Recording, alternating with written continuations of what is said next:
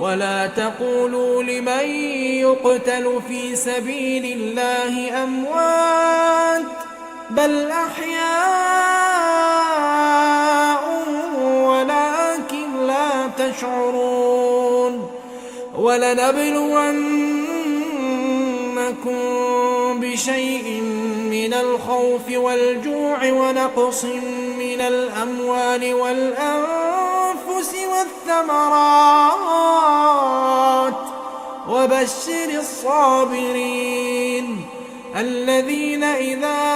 أصابتهم مصيبة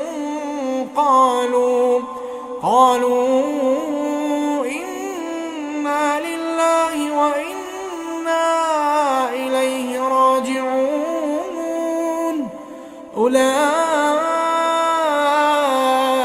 عليهم صلوات من ربهم ورحمة وأولئك هم المهتدون إن الصفا والمروة من شعائر الله فمن حج البيت أو اعتمر فلا جناح عليه أن يطوف بهما ومن تطوع خيرا فإن الله شاكر عليم إن الذين يكتمون ما أنزلنا من البينات والهدى من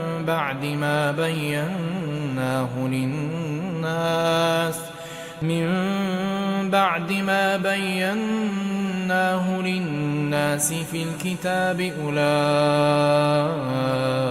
يلعنهم الله ويلعنهم اللاعنون إلا الذين تابوا وأصلحوا وبينوا فأولئك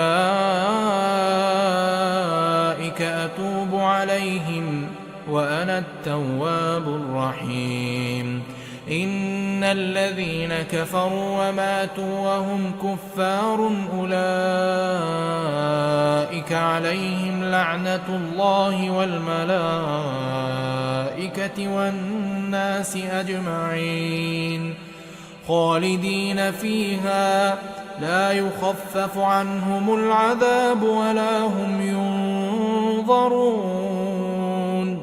وإلهكم إله واحد لا إله إلا هو الرحمن الرحيم إن في خلق السماوات والأرض واختلاف الليل والنهار والفلك التي تجري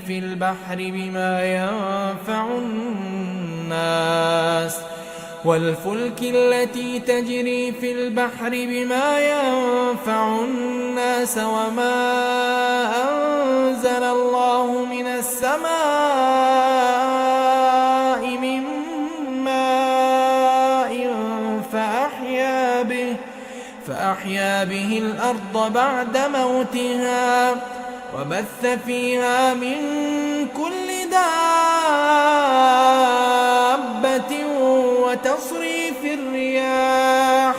وتصريف الرياح والسحاب المسخر بين السماء والأرض لآيات لقوم يعقلون ومن الناس من يتخذ من دون الله أندادا يحبونهم كحب الله والذين آمنوا أشد حبا لله ولو يرى الذين ظلموا إذ يرون العذاب أن القوة لله جميعا وأن الله شديد العذاب إذ تبرأ الذين اتبعوا من الذين اتبعوا